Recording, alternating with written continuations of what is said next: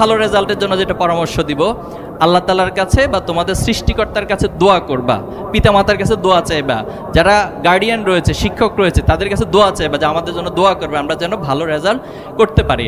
এক্ষেত্রে আমার ব্যক্তিগত একটা অভিজ্ঞতার কথা বলি। আমি যখন অ্যাডমিশন টেস্ট দিব ইউনিভার্সিটিতে, তো তখন এক ভাইয়েরা আমাদেরকে এসে এইভাবে বিভিন্ন মোটিভেশন দিলেন দায়িত্বশীলদের পক্ষ থেকে। মোটিভেশন দিয়ে তিনি লাস্টে বলতেছেন যে তুমি পড়বা, সর্বোচ্চ চেষ্টা করবা, পাশাপাশি রাতে আল্লাহ তাআলার কাছে দোয়া করবা। তো দোয়ার মধ্যে একটা বিষয় উনি শিখিয়ে দিলেন যে এভাবে দোয়া করবা, আল্লাহ আমি যদি বিশ্ববিদ্যালয়ে চান্স পাই আপনার কি কোনো ক্ষতি আছে? তো যদি ক্ষতি না থাকে তাহলে আপনাকে অবশ্যই আমাকে চান্স পাওয়াইতেই হবে।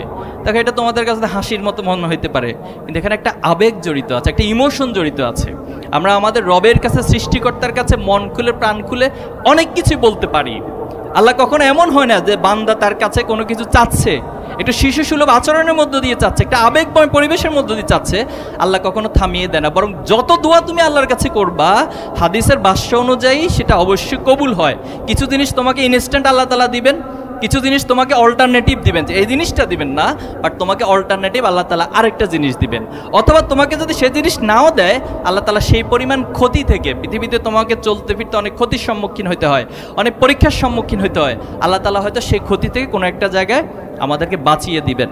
আর যদি দুনিয়াতে তোমাকে দোয়ার কোনো কিছু নাও দেন, মনে রাখবা কাল কিয়ামতের মাঠে বা পরকালে আল্লাহ তাআলা অবশ্যই সেটা তোমাকে দেবে। এই জন্য দোয়া করার ক্ষেত্রে কেউ কখনো কার্পণ্য করবা না। তাহলে আমরা ভালো রেজাল্ট তোমাদের কাছে প্রত্যাশা করি।